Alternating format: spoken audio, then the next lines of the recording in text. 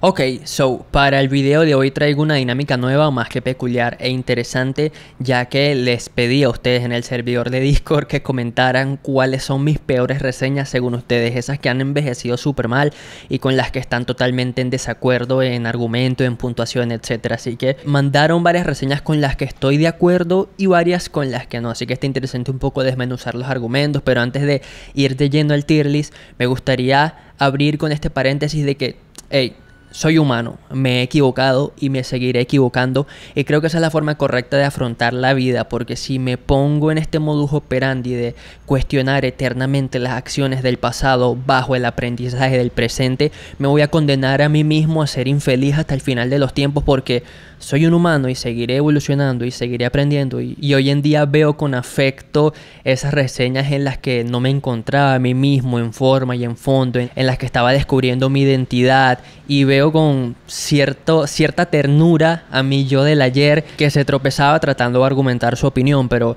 parcialmente también le agradezco porque gracias a esos errores y esos tropiezos es que hoy en día soy quien soy y estoy plenamente contento con mi identidad crítica, con la identidad del canal, etcétera. Así que quería darle esa palmadita en la espalda al Rodrigo del ayer antes de destrozarlo en alguna que otra reseña, pero pues sí, vamos de una. Realmente quería quedarme con 10 selecciones que ustedes mencionaron, pero terminé incluyendo 11 y puse la reseña de Voltors como bonus para que los fans de Kanye vean si cambié de opinión o no. Pero pues la tier list va a empezar con mi polémica reseña de Ferchocalipsis de Fate. A ver, gran parte de la fanaticada de Fate que llegó a mis videos por mi reseña de Fercho Volumen 1 More, entre otros, quedó disgustada porque, pues claro, hay gente que no entiende cuál es el propósito de la crítica y llegan desde el desconocimiento y creen que el canal se trata eternamente de adular a esa persona a la que alguna vez le di una puntuación positiva, y realmente no funciona así, y estoy contento de mí de, conforme me he ido encontrando como crítico, puedo ver desde un punto de vista neutral la obra de artistas que admiro personalmente fuera de la música, ¿no? Entonces eso me pasó con Fate, y hasta la fecha sigo creyendo que es una buena reseña porque estoy en pleno acuerdo con el argumento principal de la reseña. ¿Y cuál es ese argumento? Que realmente se nota un Fate cansado, saturado, y que no puede ser que los puntos más altos del disco sean temas como Alacrán, que ya había sido un snippet completo de TikTok, que no está bien mezclado, que no está bien masterizado, que se ve que está medio terminar, que es una maqueta, que cualquier persona con mínimo conocimiento de la industria musical y producción puede coincidir en eso. Así que miren, con el argumento principal sigo estando más que de acuerdo. Con mi comentario sobre los temas en particular también. Es un disco al que no he vuelto desde que lo reseñé ni una sola vez para por motivos de recreamiento, no, nada que ver. Y sí, yo sigo creyendo que es una buena reseña y sigo manteniendo mi opinión. Y si lo tengo que reseñar hoy en día, le volvería a dar un 3 de 10 y a decir lo mismo, ¿no? Ahora, la polémica review de, ¿cómo se llama? Feliz cumpleaños Fercho. A ver, esta también la mencionaron un par de veces porque hay gente que está en desacuerdo con que me haya gustado finalmente el disco, ¿no? Y a ver, con esta reseña en particular me pasa que quizás no me parece de las más interesantes, evidentemente, de la historia del canal, pero aprecio el esfuerzo de ese Rodrigo por derrumbar el muro del ego y tener la voluntad y los cojones para decir, epa, me equivoqué. De pana, lo que dije hace unos meses, ya no estoy de acuerdo con eso, cambié mi opinión y vean cómo evolucioné mi criterio con respecto a la obra de Fate, el reggaetón, bla, bla, bla. Así que esos meses fueron un periodo de aprendizaje muy fuerte para mí, para derrumbar ciertos prejuicios que todavía tenía con el reggaetón, y me llevó a disfrutar muchísimo más el género. Así que esta reseña la aprecio más por lo que significó para mí como persona, como oyente, como melómano y como crítico, que por lo que digo en realidad. Aunque sigo estando de acuerdo con los argumentos, pienso que hoy en día pudiera argumentar mejor la reseña y hacerla más interesante, ¿no? Y más breve, más al grano. Pero por eso la pondré en A. Yo sigo pensando que es una buena reseña y estoy de acuerdo con el 7 de 10, se lo volvería a dar. Es de los proyectos más magnéticos de Fate y esa vaina es puro palo de inicio a fin. O sea, si te la encuentras por ahí normal, X20X, o sea, ¿de qué me estás hablando? Discaso. Ahora, esto nos lleva a la reseña de Antes de Ameri, me parece que se llama, el último disco de Duki hasta la fecha, ¿verdad? Dentro del comentario el chico que la mencionó dijo como que fui muy benevolente o algo por el estilo, que se me veía cansado. Y sí diré que cuando volví a ver la reseña ahorita, se ve que venía desde el tedio, desde el cansancio de la reseña. Se ve que no me interesaba mucho reseñar el disco, y eso es una realidad porque la obra de Duki nunca me ha interesado demasiado. Y sí considero que fui un poco benevolente. Me parece que le di un 6/5 de 10, y ese es un proyecto que yo no volví a escuchar desde que lo reseñé, y nada más porque un tema me parece interesante, que es Rockstar, que hasta el día de hoy lo seguiré defendiendo y seguiré diciendo que es uno de los mejores temas de Duki, pero Jacob brilla más definitivamente. O sea, entendiendo todo ese contexto, yo hoy, si lo volviera a reseñar, le daría un 4, algo por el estilo. Ahora, no hago una re-review porque no es una diferencia tan notable, ¿no? Como la primera reseña que hice de Feliz Cumpleaños Fercho, que le di creo que un 4 y después pasó a ser un 7. Y más allá por la puntuación, realmente el motivo principal de una re-review es que mi argumento principal cambió radicalmente. Y les digo algo, yo siento que mi argumento principal en esa reseña de Duki no ha cambiado mucho. Quizás el problema fue en la forma en que tan interesante estuvo la review, pero sigo pensando lo mismo, que es un disco ok, no es lo más mediocre del trap, pero tampoco me interesa volver a escucharlo. Entonces, bajo ese entendimiento yo lo pondría en B. No es de las peores reseñas, tampoco es de las mejores, está ahí en el limbo. Ah, bueno, no aclaré los escalones. Si pongo la reseña en S, significa que estoy de acuerdo hasta la fecha y que me parece una buena reseña sólida, y si está en D es que me parece lo peor que he hecho. No sé, me estoy disfrutando mucho este formato, me da mucha risa esta vaina. Como un poco escarbar en mis cadáveres del ayer, ¿saben? Ok, el último tour del mundo. Esta reseña la volví a ver hace unos 10 minutos y no pude terminarla. Me da pena ajena nada más de recordar mi ejecución en ese video. Es como que me da pena y me da ternura, pero al mismo tiempo quiero meterle una cachetada a mi yo del pasado y no sé, estoy muy conflictuado. Yo le pondría en D porque genuinamente es de las peores reseñas. No estoy de acuerdo con el argumento, no estoy de acuerdo con la forma, y sí diré, como dije con la reseña de Duki, que a ese disco yo me aproximé desde el tedio y desde el prejuicio. ¿Por qué desde el tedio? Pues porque recuerden que el 2020 fue ese año en el que Bad Bunny estaba en todos lados. O sea, levantabas la poseta, ibas a orinar y estaba Bad Bunny. Recuerdo que sacó como 3 discos. No, yo hago lo que me dé la gana, y las que no iban a salir. Así que, evidentemente, sin yo ser el mayor fan de Bad Bunny para ese momento, más el contexto, más la saturación, yo estaba bastante cansado del hombre, y digamos que sí, le puse la vara bastante alta. Y desde ese entonces hasta ahora estoy completamente en desacuerdo con los argumentos. Pienso que este es el disco más interesante del Bad Bunny más alternativo, ¿no? El Bad Bunny que trata de salirse del cliché del reggaetón y los perreos sad y todo el tema. Y hay varios ejercicios que me parecen interesantes y a los que sigo volviendo en este disco, ¿no? Como Trellas. ¿Quién no recuerda ese momento de mirando las estrellas me acordé de ti? Hay varios temas bonitos, Cantares de Navidad, el final, que es una referencia a un tema boricua clásico. Hasta Daquiti, que nunca me encantó como a todo el mundo, ahora lo veo con otros ojos.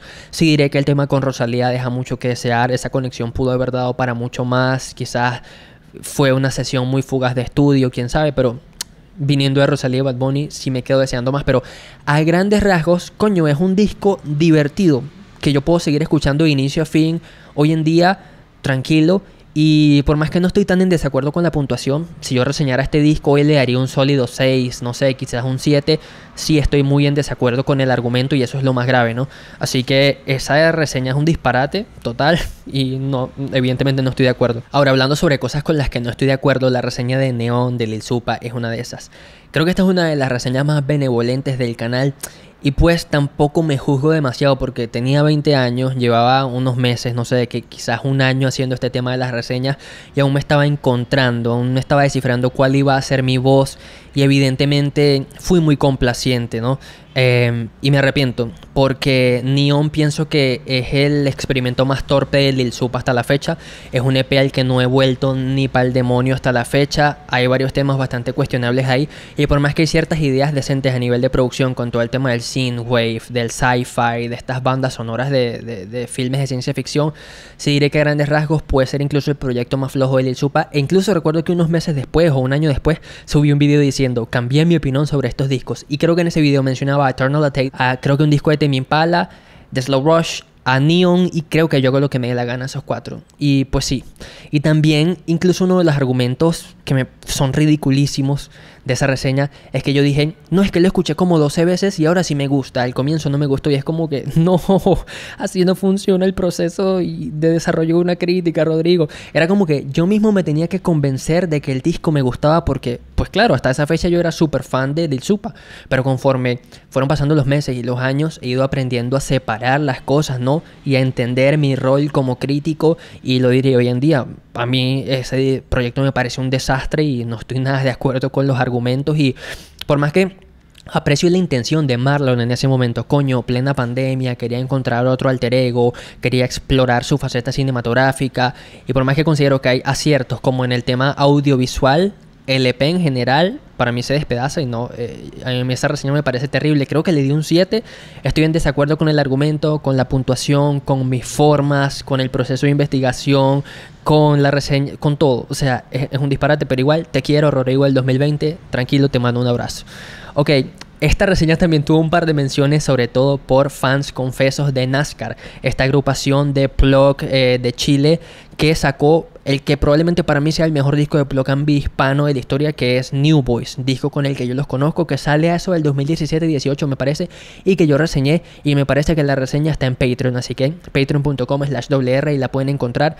Y sí diré que repasé esta reseña ahorita y estoy completamente de acuerdo con los argumentos. Es más, muchas personas estaban chillando de que, Rodrigo, pero está chévere. No, no está chévere. O sea, de hecho, uno de mis argumentos al final era que se sentía como un refrito amargo de ideas del pasado y que yo no iba a volver a escuchar ese disco dentro de 2 meses, y completamente de acuerdo. Más nunca tuve como esa pulsión, esa incomodidad de, cómo habrá envejecido. No, ese disco me disgustó y vuelvo y repito, quizás fui benevolente porque le di un 5, y si yo lo reseñara hoy en día, bueno, tendría que repasar el disco, pero probablemente le daría un 4, un 3, no sé.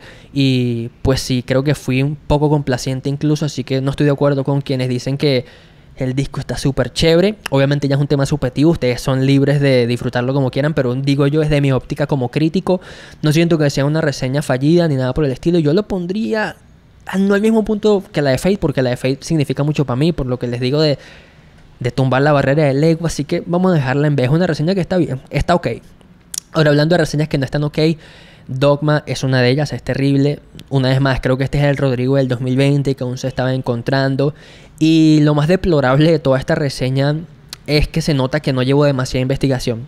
¿Y a qué se debe esto? Pues evidentemente no es por excusarme, porque es un documento que está ahí en público y del que ustedes pueden acceder hasta la fecha, pero sí estoy en desacuerdo porque la mayoría de mi tiempo en este momento no estaba dedicado a este tema de la crítica. Era algo como que yo hacía como de hobby en paralelo, y evidentemente dedicándole en pandemia todo mi tiempo a un trabajo de diseñador gráfico explotador en el que tenía que chequearme de lunes a viernes a horarios inhumanos para subsistir en pandemia, evidentemente no quedaba muchísimo tiempo para desmenuzar y analizar bien los discos. Entonces quizá aprecio la intención del Rodrigo del 2020 de acercarse y dedicarle tiempo de su vida a esto, pero la ejecución final, el producto, la reseña, la crítica es terrible.